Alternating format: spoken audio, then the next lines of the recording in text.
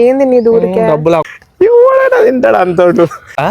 చుమ్మా ప్రసాదం అని చెప్పి ఇట్లా ఉంటది అంతా.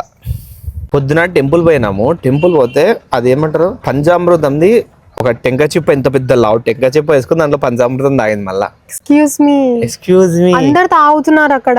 అందరు తాగుతుంటే ఎవడైనా తీసాడంటే దీంట్లో ఎంత ఉంటుందో అంత తాగుతారు. అది ప్రసాదం అట్లా అనకూడదు. ప్రసాదం అని చెప్పి లూటలు లూటలు తాగుతారా?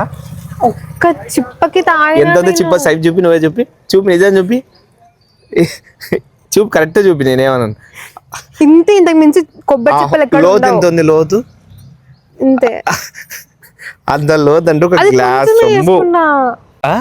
చుమ్మా, ఒక గ్లాస్, పెద్ద గ్లాస్ వస్తుంది, ఇంత లా ఉంది అది.